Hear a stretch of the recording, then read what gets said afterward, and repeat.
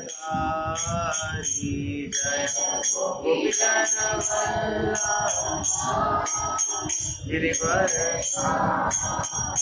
जय राधा माधव कुंज बिहारी जय राधा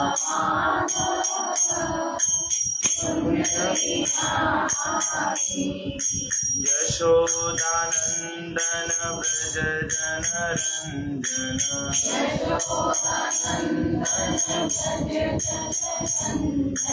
यशोदानंदन ब्रज जनरंजन यमुना तीरा वनचारी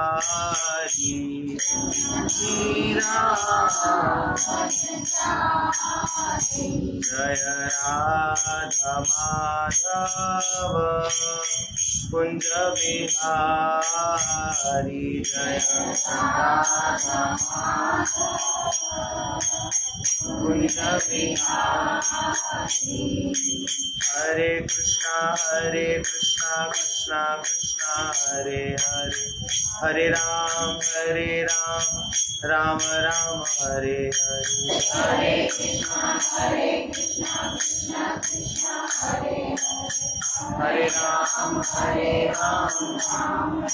हरे ओ हरे कृष्णा कृष्णा कृष्णा हरे हरे हरे राम राम राम हरे हरे हरे कृष्णा कृष्णा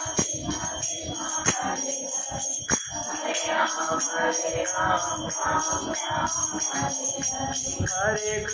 हरे कृष्णा कृष्णा कृष्णा हरे हरे हरे राम राम राम हरे हरे हरे कृष्णा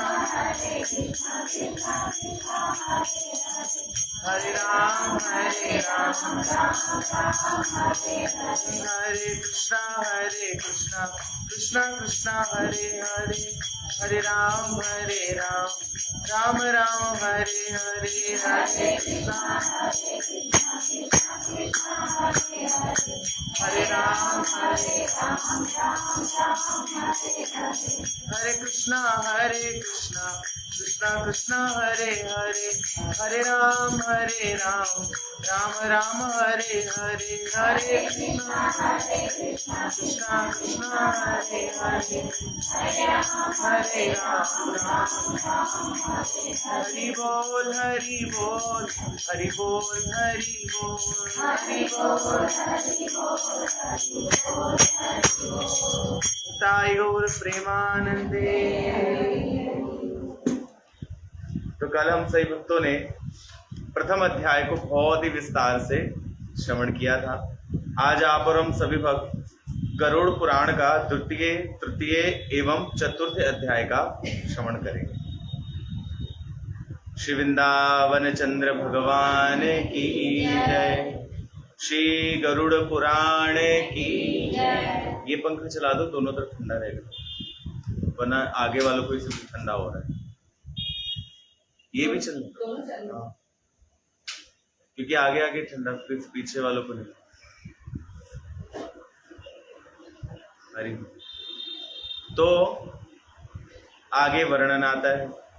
गरुड़ जी बोले, हे चक्रपाणी भगवान, हे केशव, यम मार्ग में क्या क्या दुस्साहस कष्ट है तथा किस प्रकार से पाप आत्मा प्राणी वहां पहुंचते हैं, कृपया यह वृतांत स्पष्ट करने की कृपया करें। कल हम लोगों ने यहां तक सुना था कि किस प्रकार शरीर छूटता है और उस जीव को दिखा करके ले जाते हैं। अब आ रहा है कि कल 16 प्रकार की पुरियों के बारे में हमने सुना था। उन पुरियों में जीव कैसे कैसे पहुंचता है। भगवान बोले, हे गरुड़, यम मार्ग प्राणी को असहाय कष्टदायी है। मैं इसे स्पष्ट कहता हूं। यद्यपि तुम मेरे भक्त हो, तथापि इसका श्रवण कर तुम भय कंपित हो जाओगे। मार्ग में विश्राम योग्य कोई भी स्थान नहीं होता। यानी यमपुरी तक जाने के लिए, आप आराम करने के लिए कोई ऐसी जगह नहीं है, मतलब कोई कुर्सी वुर्सी नहीं लगी कि आप थोड़ी देर बैठ पाओगे वहां पर। इसलिए फिट आपको यहाँ के लिए नहीं होना, फिट आपको वहां के लिए भी होना है, डेली एक्सरसाइज करके। घुटने उठने के दर्द ठीक कर लो। कहीं भी छाया नहीं होती, वहां कोई वृक्ष नहीं होता, ना फल ना अन्न की प्राप्ति का कोई साधन होता है जिससे प्राण की रक्षा हो सके। इस मार्ग में प्रलय काल के 12 सूर्य उदित रहते हैं। बाप रे, यहाँ एक सूरज से हम परेशान हैं, वहां 12 आदित्य होते हैं। जिसने यह अति तप्त रहता है, कहीं अति शीत है जिससे पाप आत्मा को अति शीत पीड़ा होती है। मार्ग भयानक कंटकारण है तथा विषधर नागों से भरा हुआ है और अनेकों प्रकार के कष्टदायी हैं। प्राणी कांटों से पीड़ित होता है, उससे विषधर लिपटकर उसे काटते रहते हैं। विषधर का मतलब वो सांप उसको काटते रहते हैं। वह विषधरों से आच्छादित तथा आवेष्टित होता है। कहीं भयंकर व्याघ्र, सिंह तथा श्वान पाप आत्मा का भक्षण करते रहते हैं। वहीं वृश्चिक दंश पीड़ा देते हैं। कहीं अग्निदाह से दग्ध होता है। कहीं भयानक असीपत्र यानी तलवार के वन हैं जो सहस्त्रों योजन लंबा चौड़े हैं। बाप रे, वहां भयानक वन मार्ग काक, शंखला, उल्लुक, वट, गीध, मधुमक्खी, मच्छर इत्यादि जीवों तथा तीव्र दाहक दावानल से व्याप्त है। असीपत्र वन में तलवार के पत्तों से प्रेत का शरीर खंड खंड हो जाता है। आज मैं पढ़ रहा था ना पद्म पुराण, यहाँ पे लिखा था जिसके घर में कर्जा बहुत आने वाला होता ना, उसके घर में खटमल होते हैं। भागवतम में भगवान कहते हैं गंदगी से ये सारे कीट उत्पन्न होते हैं। और आज मैं पद्म पुराण पढ़ रहा था, उसमें वर्णन आया कि जिसके घर में खटमल आ जाए ना, समझ जाना अब उसके घर में कर्जा आने वाला है। इसलिए ऐसे कीड़े, ऐसे कीट जो हमारा खून चूसते हैं उत्पन्न नहीं होने चाहिए। और उसके घर से किसी के घर अगर चला जाए तो समझ जाओ उस पर भी कर्जा आने वाला है। सफाई रखनी चाहिए। खंड खंड उसका शरीर हो जाता है। तत्पश्चात मार्ग में प्रेत आत्मा कभी अंधकूप नरक में गिरता है, कहीं ऊंचे पर्वत से गिर जाता है, कहीं तीक्ष्ण शास्त्राघाट से तथा कहीं शस्त्र पर चलता है, कहीं शंकु पर गमन करता है, कहीं भयंकर अंधतम नरक में पतित होता है, कोई अथाह जल में पतित हो जाता है, कोई भयानक दलचल कीचड़ में गिरता है, कोई संतप्त पापात्मा भयानक क्रंदम नरक में पतित होता है, कहीं कोई तप्त रेत से भरे नरक में गिर जाता है, कोई अग्नि तप्त तामस नरक में गिर जाता है, कोई बड़े बड़े अंगारों में गिरता है, कोई भयानक धूम्र नरक में गिर जाता है। पुनः यम मार्ग गमन में कहीं अंगार वृष्टि होती है, कहीं लोहा युक्त ठोस वज्रकार पत्थर तिष्ठवृत्त होता है, कहीं रुधिर की तथा कहीं अस्त्र शस्त्रों की वृष्टि होने लग जाती है, कहीं विशाल गर्ग खंडों में प्रवेश करना पड़ता है, कहीं ऊंचे पर्वत पर चढ़ना पड़ता है, कहीं गिरी कंदराओं में प्रविष्ट होना पड़ता है, कहीं घोर तमावृत मार्ग हैं, कहीं दुर्गम चढ़ाई के वृक्ष हैं, कहीं मूत्र शोषित से व्याप्त हैं, कहीं विष्ठा से भरे हुए तालाब हैं। इसी मार्ग में मध्य भाग में भयंकर वैतरणी नदी बहती है। इसकी कथा श्रवण से ही जीवों के मन में भय उत्पन्न होने लग जाता है। तब देखने में यह कितनी भयानक होगी, यह विचार करो। वैतरणी नदी 100 योजन विस्तृत है। पुत्र तथा पीप यानी पुत्र तथा पीप का मतलब समझते हो ना, मवाद जो गिरता है पीला पीला बॉडी में, रुधिर से व्याप्त प्रवाहित है। अस्थि व्याप्त इसके तट हैं तथा यहाँ मांस, रक्त तथा कर्दम युक्त प्रवाहित एवं सड़ते रहते हैं। यह बहुत ऊंची तथा अथाह गहरी है, मनुष्य तैर नहीं सकता।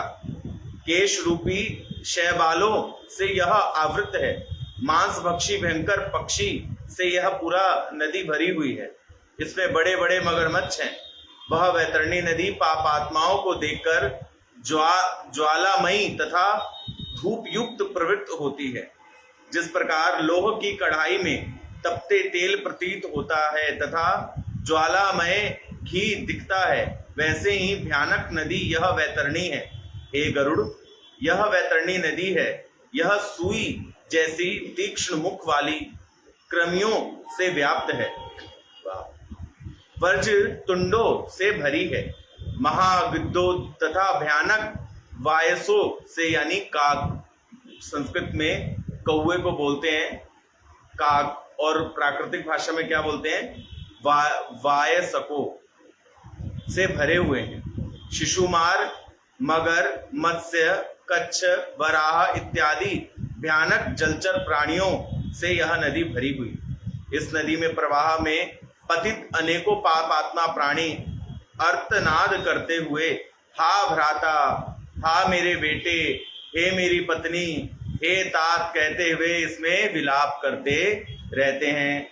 तीव्र क्षुधा तृषा से दुखी होकर वह इसका रुधिर पान करते हैं। इस नदी में रुधिर तथा फेन के ज्वर उठते हैं। यह नदी उच्च स्वर से गर्जना करती हुई भयानक गति से प्रवाहित होती है। कोई इसे धैर्य पूर्वक देख नहीं सकता। पापात्मा तो इसे देख संज्ञा शून्य हो जाती है। संज्ञा शून्य का मतलब होता है बेहोश हो जाना। बेहोश होने को कहते हैं संज्ञा शून्य। ऐसी भयंकर है ये नदी। अनेकों भयानक वृश्चिकों तथा कृष्ण वर्ण काक सर्पों से व्याप्त इस नदी में अनेकों पापात्मा प्राणी पड़े हुए अर्तनाद करते रहते हैं। उनकी रक्षा करने वाला, उन्हें इस नदी से उबारने वाला कोई नहीं है। इस नदी में असंख्य आवर्तों तथा विवर्तों से होकर पापात्मा क्षण मात्र में तो पाताल चले जाते हैं तथा पुनः क्षण मात्र में नदी के ऊपर आ जाते हैं। हे गरुड़, पाप आत्मा को पीड़ा देने के लिए ही यह नदी रची गई है। इस नदी का कोई आर पार नहीं दिखता। प्रारंभ में बताए गए पाप आत्मा दुम्बी, मूर्ख, अहंकारी तथा अनेकों प्रकार के पापी रोते कलपते इस नदी को पार करते हुए यम मार्ग गमन करते हैं। हे गरुड़, अब मैं उनके विषय में कहता हूँ जो यम मार्ग गमन करते हुए यमदूतों से प्रताड़ित होकर इस नदी में गिरते हैं। जो मनुष्य गुरु, आचार्य इत्यादि श्रेष्ठ जनों को अपमानित करते हैं एवं उनकी निंदा चुगली करते हैं, वह इस नदी में गिरते हैं। सदाचारी तथा श्रेष्ठ स्वभाव वालों से द्वेष करने वाले, द्वेश्वर पतिव्रता स्त्री का परित्याग करने वाले पुरुष इस वैतरणी नदी में आकर गिर जाते हैं। सहस्त्रों गुणों से युक्त श्रेष्ठ पुरुष की व्यर्थ में निंदा, सहस्त्रों गुणों से श्रेष्ठ पुरुष की व्यर्थ में निंदा कर उसकी असत्या को असत्य तथा निंदित करने वाले प्राणी भी इस नदी में गिर जाते हैं। ब्राह्मण को दान का वितरण तथा आश्वासन देकर पुनः उस प्रकार का दान न देने वाले प्राणी तथा ब्राह्मण को दान देने के निमित्त बुलाकर पुनः दान न देने वाले प्राणी सदैव वैतरणी नदी में पतित होकर के गिरते हैं। इसलिए अगर आपने अपने मुंह से कुछ निकाल दिया कि हम मंदिर में ये चीज दान करना चाहते हैं तो वो करो, अगर नहीं किया तो अपने मुख से फिर अपने मन में ऐसा बोलो कि मेरे अंतर मन से ऐसी ठाकुर जी की प्रेरणा से इच्छा प्रकट हो रही है। ये नहीं कहना चाहिए कि मैं करना चाहती हूं या चाहता हूं, है ना, ये तो देना पड़ेगा। तथा दास निवास करते हैं जो दान देकर उसका हरण कर लेते हैं। दान देने के बाद पश्चाताप करते हैं। पश्चाताप का होता है ना, अरे इतना नहीं देना चाहिए था, 10-20 चढ़ा देते। होता है ना कई बार ऐसा, अरे 1 किलो क्यों ले गए, आधा किलो मिठाई ले जाते। नहीं, ऐसा होता है, कई लोग सोचते हैं। जो दान देने के बाद पश्चाताप मन में करने लग जाते हैं, दुखी होते हैं। दान दे के भी कोई दुखी होता है, बोलते हैं दुखी होते हैं तथा कहते हैं व्यर्थ ही दान किया, इसका कोई सुफल तो नहीं होगा। जो दूसरों की जीविका का हरण कर लेते हैं तथा दूसरों को दान देने से रोकते हैं, ऐसे समस्त पाप आत्मा पतित होकर के इस वैतरणी नदी में बार बार गिरते हैं। यज्ञ कार्य का विध्वंस करने वाले, कथा कथन श्रवण क्रम में विघ्न उत्पन्न करने वाले। देखो भाई, इसलिए कहता हूं अपने बच्चों को ना अगर लेकर के आते हैं तो उनको शांत रखना चाहिए या कथा में पीछे बैठना चाहिए। तो अगर विघ्न पड़ेगा कथा में तो बच्चा भी नरक जाएगा।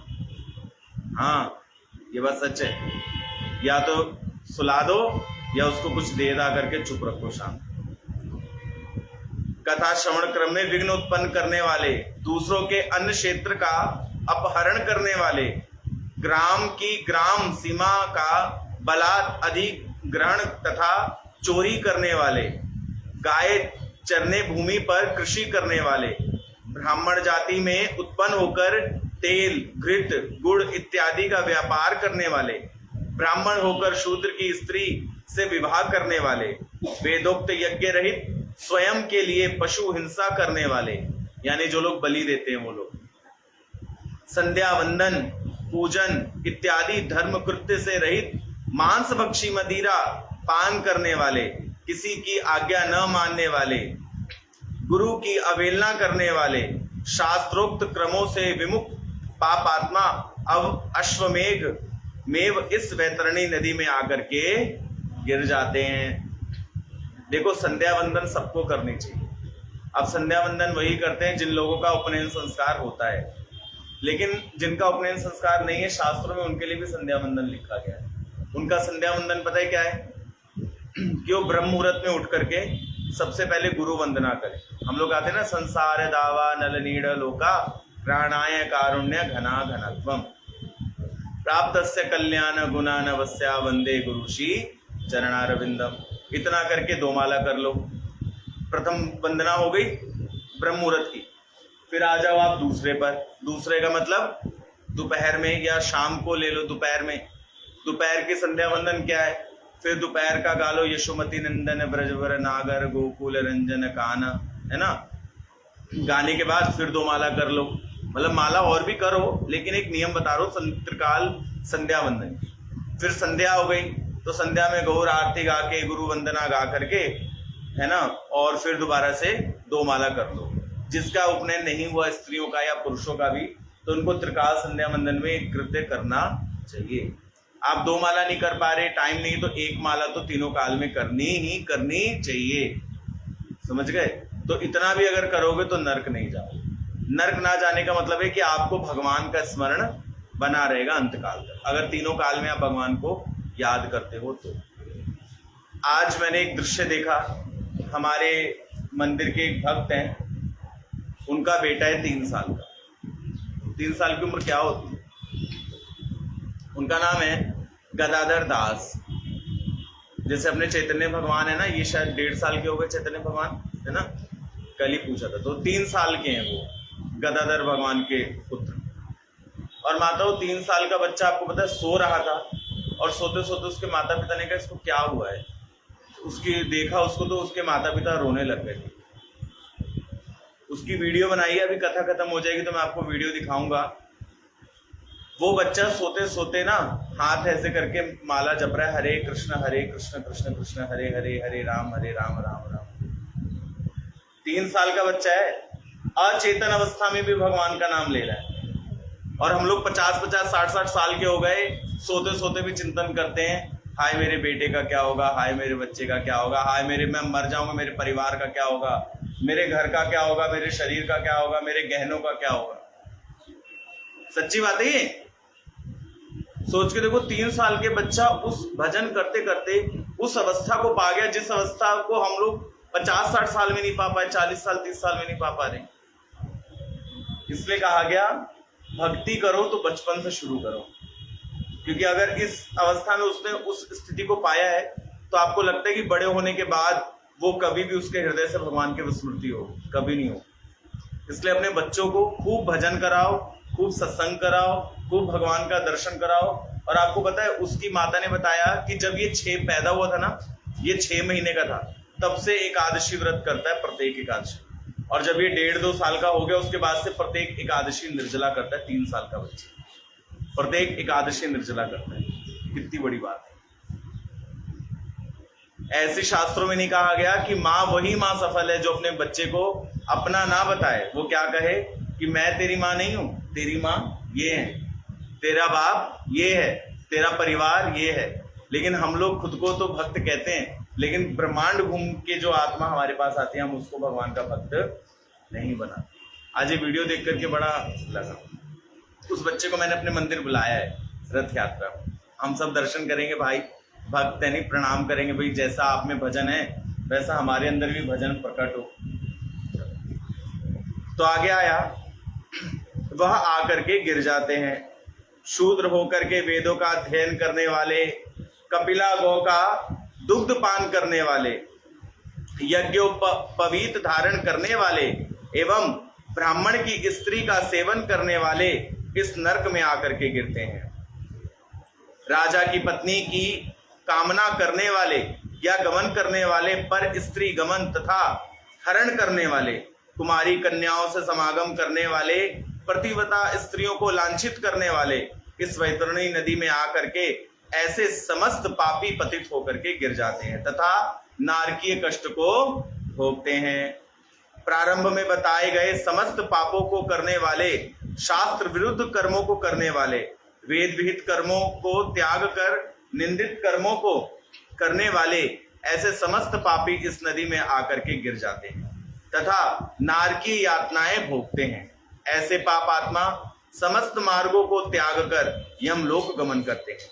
यमलोक में यमराज की आज्ञा से यमदूत इन पाप आत्माओं को लाकर वैतरणी नदी में फेंक देती है।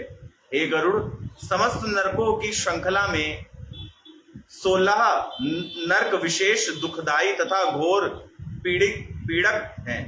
इन 21 नरकों में वैतरणी नाम की नदी भी एक नरक ही है। यह सर्वाधिक कष्टदायी एवं भयानक है। पूर्व में तथा पश्चात में बताए गए ऐसे समस्त निकृष्ट पाप आत्मा प्राणी इसी वैतरणी नदी में आकर के गिर जाते हैं तथा नारकीय यातनाओं को भोगते हैं। जो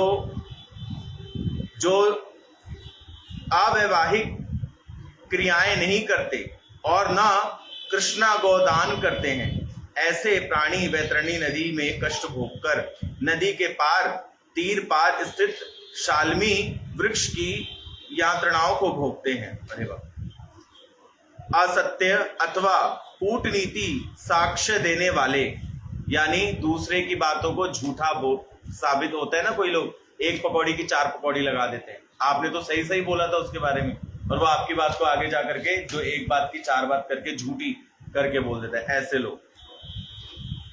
तथा कूटनीति में प्रवीण, छल छद्म द्वारा धनोपार्जन करने वाले, चोरी करके जीविका अर्जित करने वाले, वनों को काटने वाले तथा हरे भरे वृक्षों को उजाड़ देने वाले, नष्ट कर देने वाले, दूसरों के मुख तथा लाभ को नष्ट करने वाले, प्रातः व्यांग न करने वाले, तीर्थ यात्रा से विमुख रहने वाले, विधवा स्त्री का शील हरण करने वाले, अपने स्वामी को लांछित करने वाली स्त्रियां, पर पुरुष से समागम करने वाली स्त्रियां इत्यादि ऐसे समस्त पाप आत्मा प्राणी शाल्मी वृक्ष के नीचे आकर के नारकीय यातनाओं को भोगते हैं। ऐसे पाप आत्मा को यमदूत प्रताड़ित कर नरक में गिरा देते हैं। हे गरुड़, अब मैं इन नरकों में पतित होकर के गिरने वाले प्राणियों का वृतांत तुमसे कहता हूं, सो बात को ध्यान से सुनो। श्री गरुड़ जी महाराज की जय। हे गरुड़, अब मैं इन नरकों में पतित होकर के गिरने वाले प्राणियों का वृतांत तुमसे कहता हूं। धर्म विमुख नास्तिक प्राणी सामाजिक तथा धार्मिक मर्यादाएं नष्ट करने वाले, धार्मिक कृत्यों में अथवा व्यय से विमुख होकर के अपने निमित्त अर्थ व्यय करने वाले, विषय भोग में लीन रहने वाले, इंद्रिय लोलुम कृत पत्नी परोपकार विमुख तथा अहंकारी प्राणी इत्यादि सबके सब नरक गति को प्राप्त करते हैं। सरिता, सरोवर, कूप, बावड़ी, तालाब इत्यादि को नष्ट करने वाले तथा इनके जल को दूषित करने वाले प्राणी नरक में जाते हैं। किसी के निवास स्थान तथा ग्रह इत्यादि को नष्ट करने वाले भी नरक को प्राप्त होते हैं। गुरु, सेवकों, स्त्रियों, बालकों इत्यादि को भोजन कराए बिना अपने घर से विदा कर देने वाले जीव भी नरक को जाते हैं। वैश्व देव को आहार अर्पित करने के पूर्व ही स्वयं भोजन करने वाले तथा भगवान विष्णु को नैवेद्य न अर्पित करने वाले इत्यादि सबके सब नरक को प्राप्त होते हैं। जो कांटों से, पत्थरों से, शंख, काष्ठ इत्यादि से सार्वजनिक गमन के मार्ग को अवरुद्ध करते हैं, वह सबके सब नरक में कष्ट भोगते हैं। जो प्राणी श्री शिव, गणेश, शिवा, विष्णु, सूर्य, श्री सद्गुरु भगवान तथा वेद पीठ पंडित की पूजा से पूर्ण विमुख रहते हैं, वह सब नरक में जाते हैं। दासी से समागम करने वाला ब्राह्मण भी नरकगामी होता है। इस प्रकार शूद्र आदि से समागम कर पुत्र उत्पन्न करने वाले ब्राह्मण का भी ब्राह्मणत्व नष्ट हो जाता है। ऐसे पाप करने वाला ब्राह्मण न तो नमस्कार करने योग्य होता है और न ही पूजा करने के योग्य होता है। ब्राह्मण के पर स्पर्श, कलह, संघर्ष तथा गायों के युद्ध को न रोककर इनका समर्थन करने वाले को भी नरक गमन होता है। ऐसी पतिव्रता स्त्री जिसने मन में भी पर पुरुष की इच्छा न की हो, यदि इसके स्वामी ऋतुकाल में द्वेष पर इन्हें ऋतुकाल दान न करके इनका सेवन करते हैं, तो वह भी नरकगामी होते हैं। जो प्राणी वासनावश कामंद होकर के रजस्वला स्त्री से समागम करते हैं, पवित्र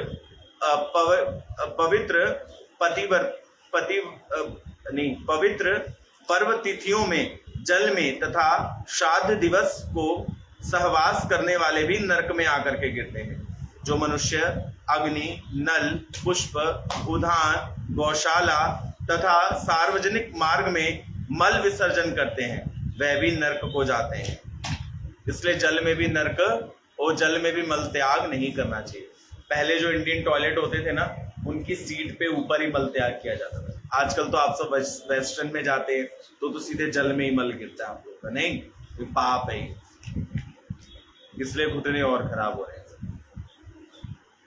तो करते हैं, नरक में गिरते हैं। संहार, अस्त्र शस्त्र, धनुष, खड़क इत्यादि का निर्माण करने वाले तथा विक्रय करने वाले नरकगामी होते हैं। विष का क्रिय करने वाले, चर्म का व्यापार करने वाले वैश्य तथा शरीर का व्यापार कर जीविका अर्जित करने वाली स्त्री, ये सब के सब नरक में जाकर के घोर दुख भोगते हैं। निरापराध को दंडी करने वाले, सत्पुरुषों से द्वेष रखने वाले, अनाथ प्राणियों पर दया न करने वाले, ये सबके सब नरकगामी होते हैं। ब्राह्मण को निमंत्रण कर उसे भोजन न कराने वाले भी नरक में जाते हैं। सबसे कष्ट आचरण करने वाले, सबका अविश्वास करने वाले तथा निर्दय एवं प्राणियों पर दया दृष्टि से विमुख व्यक्ति भी नरक आकर के गिरते हैं। धार्मिक नियमों को धारण करने वाले जितेंद्रिय पुरुष भी यदि लोभ या लाभ वश इन नियमों का त्याग कर देते हैं, तो वह भी नरक जाते हैं। जैसे हमारे जैसे लोग जो कि धार्मिक नियमों को धारण करते हैं ना हम लोग, और हम भी अगर नहीं मानते तो हम भी नरक हैं। जो अध्यात्म ज्ञान देने वाले गुरु की अवमानना करते हैं, यानी कि मेरी मतलब आप लोगों के लिए या जिसके भी हम शिष्य हैं, उन गुरु की बात नहीं मानते या उनकी बात में क्या लगाते हैं, भेद लगाते हैं, अपनी बात को ही उत्तम रखते हैं, अवमानना करते हैं, पुराण वक्ता वेद पाठियों का सम्मान नहीं करते, सत्कार विमुख रहते हैं, वह भी नरकगामी होकर के नारकीय कष्ट भोगते हैं। वेद पाठी का मतलब हुआ जो आपके घर में आके सत्यनारायण की कथा इत्यादि पंडित जी कराते हैं ना, उनका भी अपमान नहीं करना चाहिए। उनको भी इज्जत से दक्षिणा इत्यादि दे करके, वस्त्र दे करके अपने घर से विदा करना चाहिए। मित्र से द्रोही, पारस्परिक प्रेम नाश करता तथा आशा विश्वास का भंजन इत्यादि भी नरक में आकर के गिराता है। वैवाहिक कार्यक्रम का सह यात्री, देव यात्रा का सह यात्री तथा तीर्थ यात्रा का सहयात्री।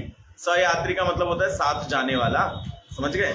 जैसे हम यात्रा में हमारे साथ कोई जाता है ना, तो उसको कहते हैं सहयात्री। यदि अपने सहयात्री को लूट लेता है तो वह भी नरक जाता है। ऐसा होता है, जिसके साथ गए उसी का पैसा खर्च कराते हैं, अपना पैसा बचाए रखते हैं, है ना। चल चल पानी की बोतल ले ले, चल चल कुछ खा ले, है ना, ऐसा होता है ना। जो लोग हंस रहे नहीं होता है माता, कई कई उसमें होता है। आप सुनो,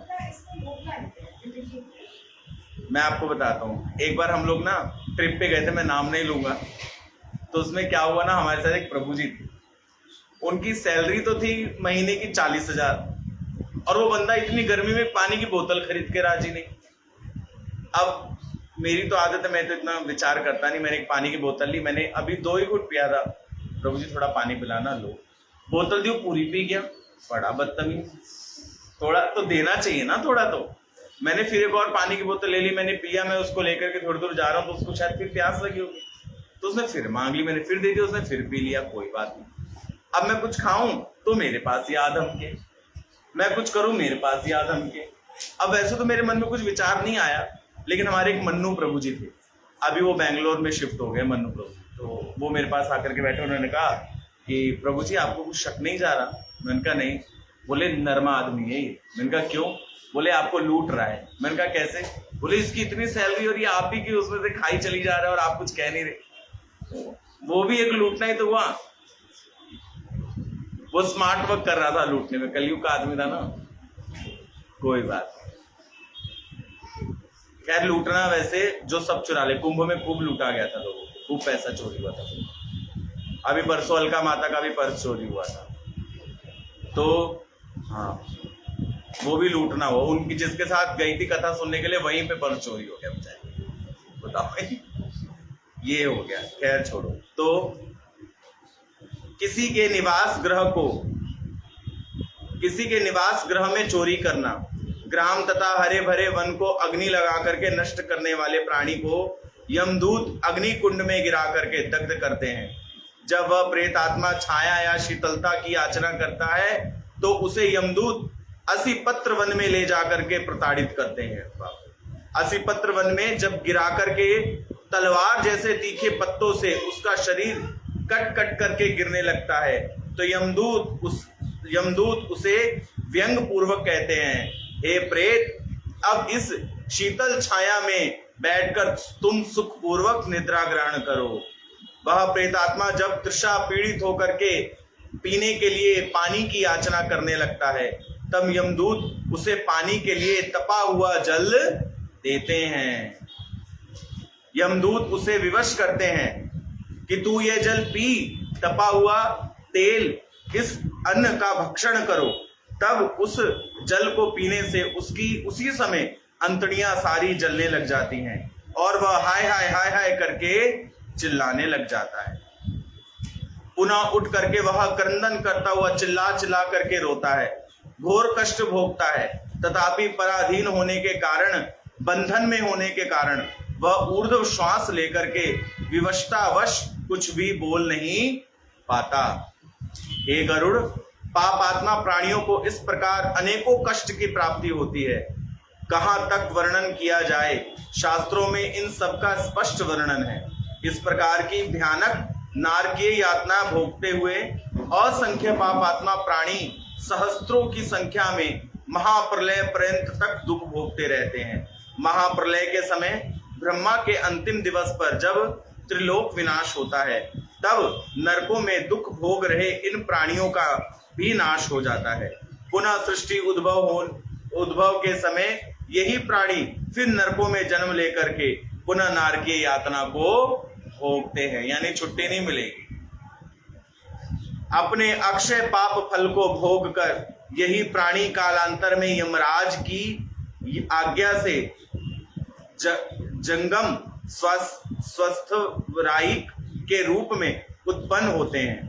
इनकी उत्पत्ति की यह स्थावर जाति वृक्ष, लता, गुल्म, वनस्पति, पर्वत तथा तृण कही जाती है। यह महामोह तथा माया से युक्त मानी जाती है। स्थावर योनि के पश्चात ऐसे प्राणी कृमियों, पशुओं, पक्षियों तथा मत्स्यों की योनि में जन्म लेकर के ईश्वर निर्मित 84 लाख योनियों में भ्रमण करते हैं। स्थावर तथा 84 लाख इतर योनियों में अपना भ्रमण पूरा करके ऐसे प्राणियों को मनुष्य की योनि में जन्म प्राप्त होता है। मनुष्य योनि में भी नरक वाले इन प्राणियों को चंडाल योनि में जन्म प्राप्त होता है। अपने पापों के तीव्र प्रभाव के वश ऐसे प्राणी चंडाल योनि में भी घोर दुख को भोगते हैं। कोई जन्मांग उत्पन्न होता है, किसी को गलित कुष्ठ होता है तथा अन्य ऐसी स्त्री पुरुष भयानक दुखदायी रोगों से ग्रसित बने रहते हैं। श्री गरुड़ पुराण की जय। श्रीमन नारायण नारायण नारायण, भजमन नारायण नारायण नारायण, श्रीमन नारायण नारायण नारायण, भजमन नारायण नारायण नारायण। श्री गरुड़ पुराण की जय। श्री वृंदावन चंद्र भगवान की जय। इसलिए हम सभी भक्तों को पाप नहीं करना चाहिए। एक और आज पद्म पुराण में मैंने बात पढ़ी थी। कई भक्त इस प्रकार का प्रश्न करते हैं कि प्रभु जी, कल भी जैसे श्रीमान जी ने प्रश्न किया था कि क्या भगवान का भजन करने के लिए संप्रदाय में दीक्षा लेना जरूरी है? भाई भजन तो कहीं भी कर लेंगे। हाँ जी, जरूरी है। संप्रदाय इसका मतलब जानते क्या होता है? नहीं जानते? बताता हूं। संप्रदायिक शब्द है। सम का मतलब हुआ बराबर, प्रदा का मतलब हुआ देने वाला। समझ गए? संप्रदा, सम का मतलब क्या हुआ? बराबर बराबर, और प्रदा का मतलब प्रदान करने वाला, दे देने वाला। जो समान रूप से भगवान की भक्ति या ईश्वर को यानी कृष्ण को आप प्रत्येक जीव में बांट दे, उसको कहते हैं संप्रदा। अब समान रूप से भगवान को आप में वही बांट सकता है जो भगवान से ही चलता हुआ आ रहा हो। समझ रहे हैं आप? तो भगवान ने 4 प्रकार की संप्रदा बनाई। श्री संप्रदा, रुद्र संप्रदा, सनत कुमार संप्रदा और ब्रह्म संप्रदा।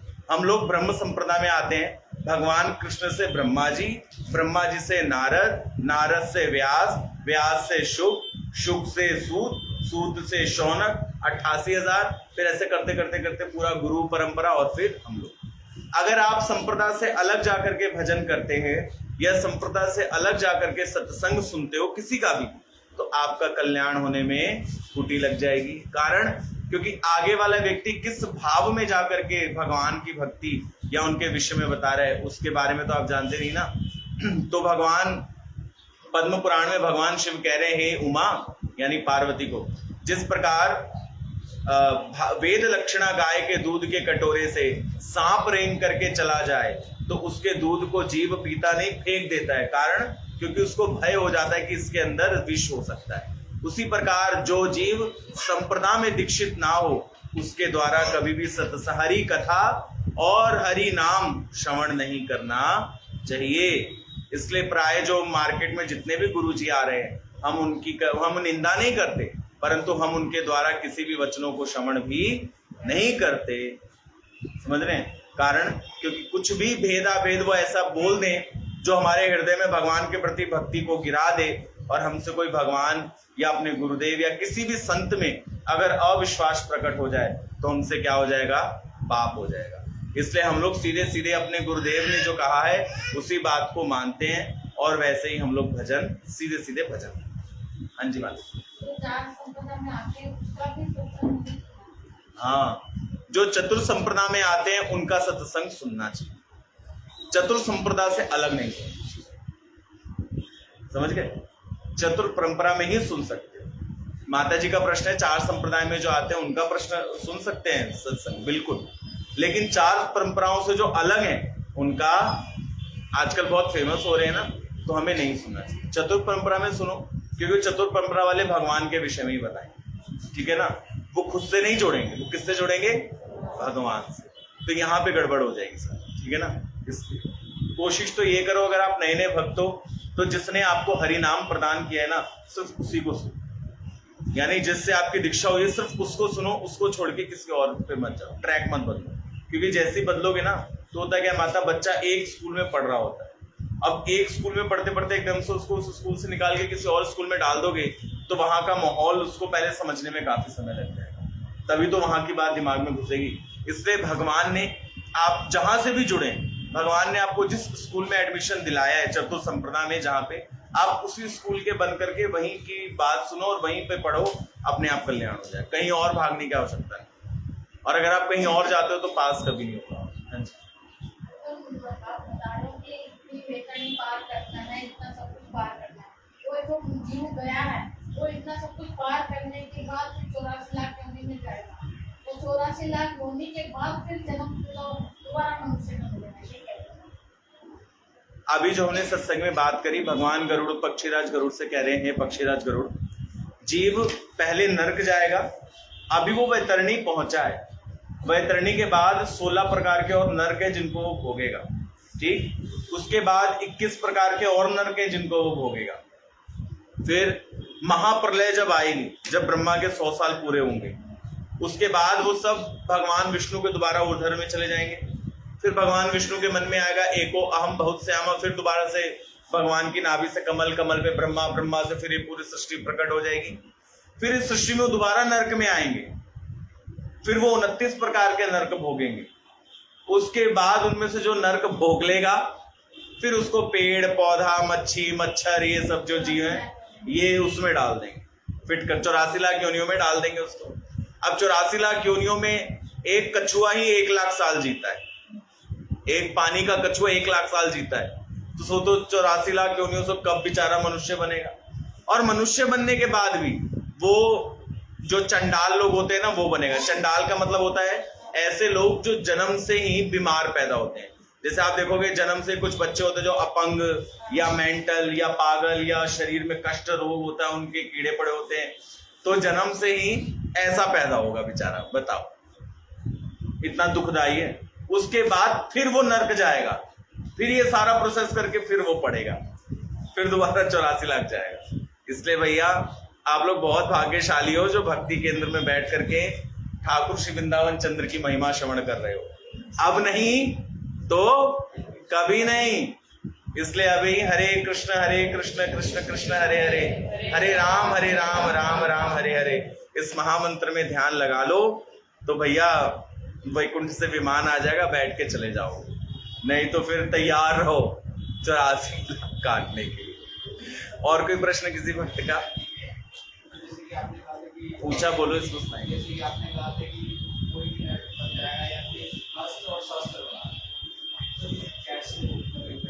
प्रभु जी का प्रश्न है कि अभी जैसे भगवान ने कहा जो अस्त्र शस्त्र बनाता है वो भी नरक जाएगा। अस्त्र शस्त्र बनाने से मतलब है, आपने देखा होगा कि अभी पाकिस्तान वाले कैसे शस्त्र बना के, अस्त्र शस्त्र बना के और लोगों को बेवजह बम लगा करके उड़ा देते हैं, समझ गए। जो लोग अपने फायदे के लिए अस्त्र शस्त्र का दुरुपयोग दूसरों को मारने में करते हैं वो नरक जाएंगे। भगवान के कहने का मतलब ये है, समझ गए। तो आपने देखा है ना पापी लोग जो क्या कहते हैं इनको, उग्रवादी आतंकवादी, ये लोग करते हैं ना, बॉम्ब ब्लास्ट कर देते हैं, गोलियां चलाने लगते हैं, तो ऐसे लोगों को कोई स्वर्ग थोड़ी ना मिलेगा, तो घोर नरक में जाएंगे जो बेसहारा मतलब निरपराध लोगों को मार देते हैं।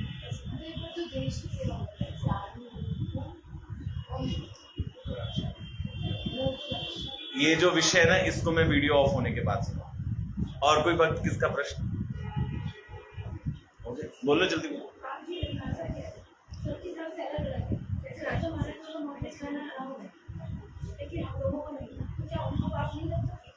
माता जी बोल रही है पाप की परिभाषा क्या?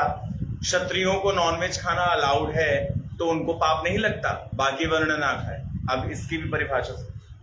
पाप की परिभाषा, पाप का मतलब है कि स्वयं को सुख दे करके दूसरों को दुख देना या दूसरों का सुख हरण करके खुद सुखी हो जाना, उसको बोलते हैं पाप, समझ गए।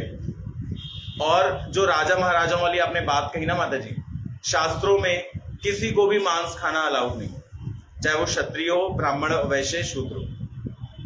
क्षत्रियों के लिए मांस तब कहा गया जब क्षत्रिय लड़ते लड़ते किसी वन में चला गया, और वन में तो अब उसको वहां पे गेहूं आटा चावल मिलेगा नहीं, और क्षत्रिय का कर्तव्य क्या है? लड़ना।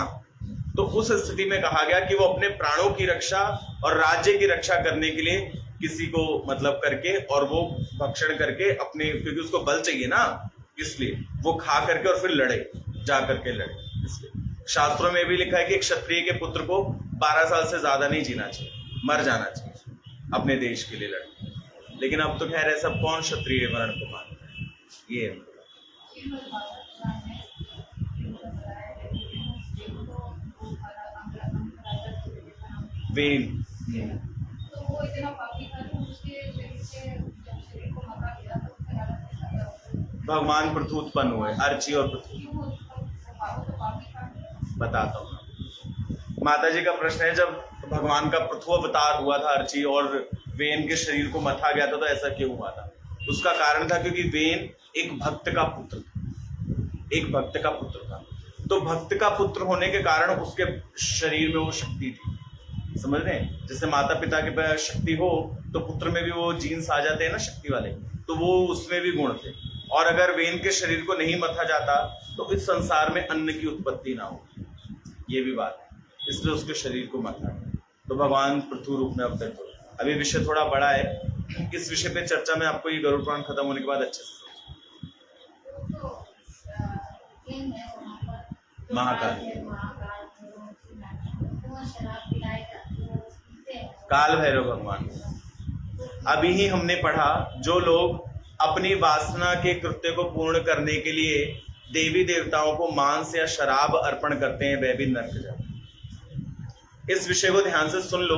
जो लोग माता रानी को बकरा और भैरव भैया को दारू या माता रानी को दारू पिलाते हैं, ये नहीं करना चाहिए। जब समुद्र मंथन वृतांत सबने सुना होगा, आप सभी भक्तों ने महाभारत पढ़ा है? कभी पढ़ा है? पूरा महाभारत उठा के पढ़ना। उसमें एक अध्याय है अनुशासन पर्व। उस अनुशासन पर्व को पढ़ो, उसमें वर्णन आता है समुद्र मंथन के दौरान राक्षसों ने कहा कि भाई ये देवता दिनों दिन बढ़ते जा रहे हैं, मनुष्य इनकी आराधना करके बढ़ते जा रहे हैं, हम भी तो इतनी तपस्या करते हैं, हम क्यों नहीं आगे बढ़ रहे? राक्षसों के मन में प्रश्न आया। उन्होंने यही बात अपने गुरु शुक्राचार्य के आगे रखी। शुक्राचार्य ने कहा कि अरे राक्षसों, दैत्यों, तुम्हें पता है ये देवी देवता पुनीत कार्य करते हैं, प्रकृति के अधीन होकर के कार्य करते हैं, जिस कारण से ये दिन रात तरक्की करते हैं। जैसे हमारे यहाँ नई फसल लगी तो नई फसल लगते ही जब धान कटता है तो उसका एक अंश यज्ञ में जाता है जो देवताओं को प्राप्त होता है, एक अंश ब्राह्मणों को जाता है, साधुओं को, संतों को, ब्राह्मण को, एक अंश गुरुदेव को जाता है ना, एक अंश उसका पूरा काट के घर के बाहर लटका दिया जाता है। किस लिए? चिड़िया चिरमिनी ये सब आके चुगती है ना, देखा ना गांव में लटका देते हैं, है ना। एक अंश प्रकृति को जाता है और फिर एक अंश से दोबारा उसके बीज बो दिए जाते हैं। तो सारा कुछ किसको दे दिया जाता है? प्रकृति को। तो प्रकृति, आपने सबकी हेल्प करी ना, तो प्रकृति उस एक के बदले में 1000 करके आपको वापस करती है। और दानव की प्रवृत्ति क्या है कि जो मिले सब मैं भर लूं, जो मिले सब मैं भर लूं। इसलिए प्रकृति दानव को कुछ भी नहीं देती। तो उन दानवों ने सोचा इन मनुष्यों को नीचा करना चाहिए। तो बोले मनुष्य को नीचा कैसे करेंगे? तो बोले मनुष्यों के अंदर ना लोभ और लालच को प्रकट करो। बोले लोभ लालच मतलब? बोले एक बार एक रथ के ऊपर ना कुछ लोग धान लेकर के जा रहे थे। धान का बोरा फट गया, उसमें से धान गिरना शुरू हो गया। चिड़िया आई, 2 दाने चुगे, चली गई। कौवा आया, 4 दाने चुगे, चला गया। गधा आया, उसने मुंह भर के खाया, चला गया। बंदर आया, उसने कुछ मुट्ठी में रखा, कुछ मुंह में भरा, चला गया। घोड़ा आया, उसने भी मुंह भर के खाया, चला गया। एक मनुष्य आया खोपड़ा लेकर, वो उसमें भर रहा है, लेकिन वो भर नहीं रहा। रीजन, इंसान के पास कितना ही आ जाए लेकिन उसकी इच्छाएं कभी खत्म। जानवर हमसे अच्छे हैं जिनकी इच्छाओं का दमन होता है, हमारी इच्छाओं का दमन नहीं होता है कभी। हम सोचते हैं एक घर हो जाए, एक की बजाय फिर 10 हो जाए, 50 हो जाए, 20 हो जाए, इच्छा कभी खत्म नहीं होती। तो ये जो इच्छा है ये कैसे प्रकट होगी? तो उन्होंने बोला इनसे आसुरी प्रवृत्ति के कार्य कराओ। तो उन राक्षस आए और उन्होंने यज्ञ को विध्वंस किया और पुराणों में कुछ पन्ने फाड़ करके उसमें झूठी बातें भर दी कि देवी देवताओं को, देवी को बलि दो, देवी को दारू चढ़ाओ, देवी को ऐसा करो। ऐसा करने से मनुष्य में क्या प्रकट होगा? लोभ और लालच। और आप देखो प्राय करके जो लोग भूतों की उपासना करते हैं, भूत प्रेतों की, है ना, ये लोग जो कलुआ मसान मसाणी और पता नहीं क्या क्या पूजते चलते हैं, इन्हीं लोगों के पास अगर आप देखोगे ना तो वही लोग दारू भी चढ़ाते हैं और मांस भी चढ़ाते हैं। किसी मसाणी माता का मतलब समझते हैं आप क्या होता है? नहीं समझते, लोग बहुत मानते हैं, मैं आपको बताता हूँ। मसाणी माता का मतलब होता है ऐसी देवी जो प्रेत आत्माओं के बचे हुए अंश का भक्षण करती है। जो देवी स्वयं प्रेत आत्माओं के अंश का भक्षण करती है वो आपको क्या देगी? ऐसे एक व्यक्ति था हमारे पास, एक दिल्ली, मतलब 2 मिनट की बात आपको बता दूं। दिल्ली कैंट के एक प्रभु जी हमारे पास आते थे, वो फौज में, मैं नाम नहीं लूंगा। तो उनके कोई भाई थे, उनके कोई गुरुजी थे, वो बहुत पहुंचे हुए थे, सिद्ध मसाणी के भगत थे। वो ऐसे थे कि वो मसाणी को कुछ भी बोलते थे तो मसाणी उस चीज को क्या करती थी? हाजिर कर दिया करती थी। तो उनके गुरुजी एक दिन मुझसे मिलने आए और मुझसे, मतलब मैं उनके साथ गया था गन्नौर, वहां पर गन्नौर जानते ना आप लोग, हरियाणा का एक क्षेत्र है गन्नौर, हाँ सोनीपत का है गन्नौर, मैं वहां गया था। एक मिनट पकड़ लेना गिरा। तो जब मैं गन्नौर गया तो गन्नौर में मैं वहां उनके पास गया, उनके गुरुजी आए हुए थे। तो मैंने कहा दिखाओ कुछ चमत्कार। उन्होंने करना शुरू किया। आपको सुन के आश्चर्य होगा कि जब तक मैं वहां बैठा रहा, उनकी मसाणी देवी में इतना दम नहीं था कि वो उस घर के अंदर भी कदम रखे। उसकी मसाणी देवी ने उस भगत को कहा कि इनको हटाओ तो मैं घर में आ जाऊंगी, मुझे डर लग रहा है इससे। मैं कहता हूं अगर आप भी ये हरि नाम जो आपने ले रखा है ना, इसका आश्रय लेकर के, अगर आप नाम भगवान का आश्रय लेकर के बैठोगे तो कोई भी देवी देवता आपका ये सर का एक बाल नहीं उखाड़ सकता। सच कह रहा हूं मैं। और फिर वो गुरुजी ने मुझे नतमस्तक किया कि मान गया, आज तक मेरी मसाणी को कोई डिगा नहीं सका, और आपके यहाँ जब तक वो मेरी मसाणी अंदर नहीं आ रही, तब से वो जो फौजी थे वो लोग फिर ज्यादा श्रद्धा, यहाँ होता है ना चमत्कार को नमस्कार, फिर वो लोग ज्यादा श्रद्धा यहाँ रखने लग गए कि जिसने उसको परास्त कर दिया सिर्फ अपनी नजर डाल करके, और जिसमें कि मैंने अभी तक कुछ किया नहीं था, सिर्फ मैं खाली देख रहा था बस। तो सोचो, दृष्टि पड़ने से वो देवी अंदर नहीं आ रही, तो आप भी अगर भजन करोगे तो आप भी उस अवस्था में पहुंच जाओगे। तो ये जो भूत प्रेतों की उपासना करते हैं, शुरुआत में तो भूत प्रेत इनको खूब देते हैं, बाद में जब छीनना शुरू करते हैं तो फिर खूब लेते हैं। इसलिए आपने देखा होगा कई जगह पे ना जोत की पूजा होती है। वो जोत का मतलब क्या होता है कि वो भूत प्रेत है, उसकी शक्ति सिर्फ उस ज्योति तक है। वो ज्योति बुझा दो, वो कुछ नहीं कर सकता, समझ रहे हो, वो ज्योत तक है।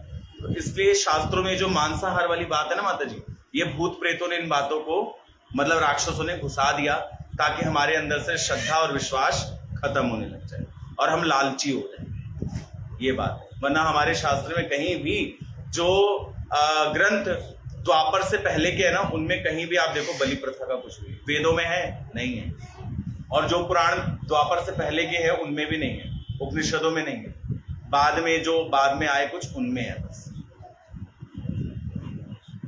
और कोई बात? बस। श्री वृंदावन चंद्र भगवान की जय।